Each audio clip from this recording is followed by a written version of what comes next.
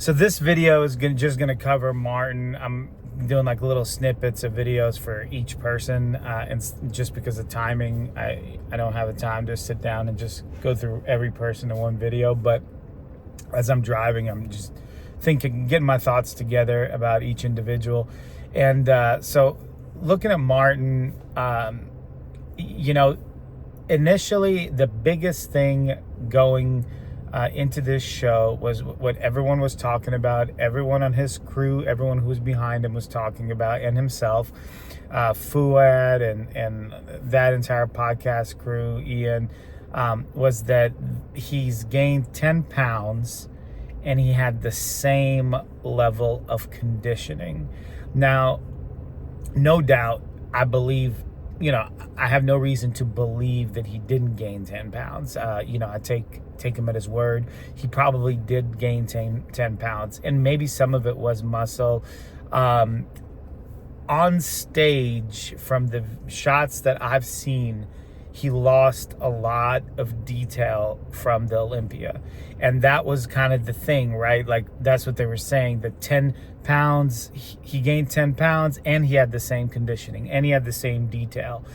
But that's not what I saw. I saw some of that 10 pounds. He did gain some size, but really lost a ton of detail. I don't think it was equivalent. I don't think that the amount of size that he gained made any difference with regard to his placing or how he looked comparatively to everyone else. But I did see a huge detriment in his detail that significantly reduced his placing, or I suspect reduced his placing in the show. And that's the thing about like gaining weight and talking about gaining weight and gaining pounds. It doesn't always correlate to stage.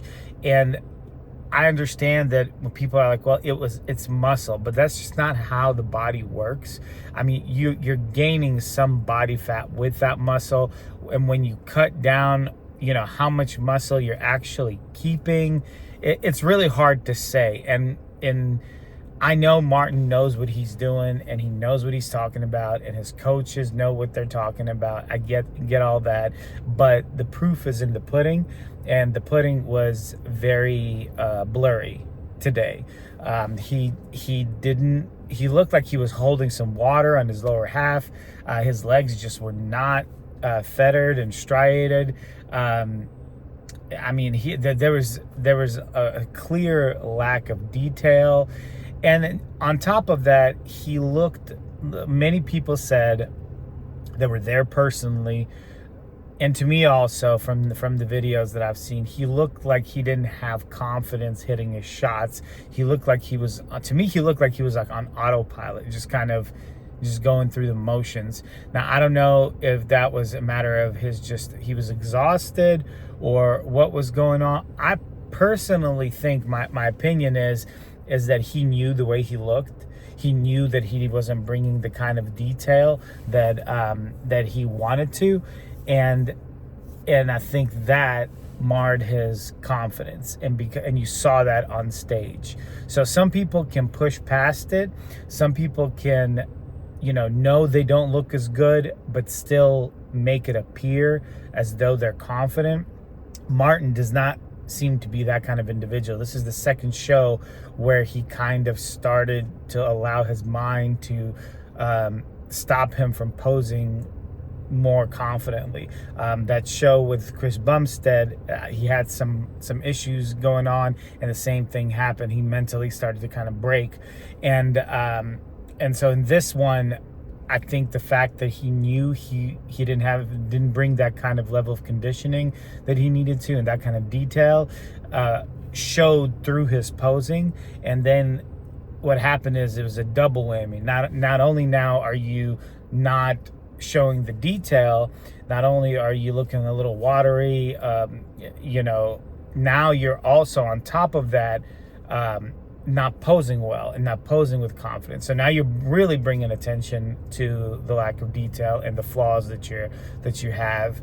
And as opposed to, I already did a little video on Nick, but as opposed to Nick, who came in Nick obviously has some structural flaws. He knows that. Everyone knows that. But he comes in as though he's a world beater.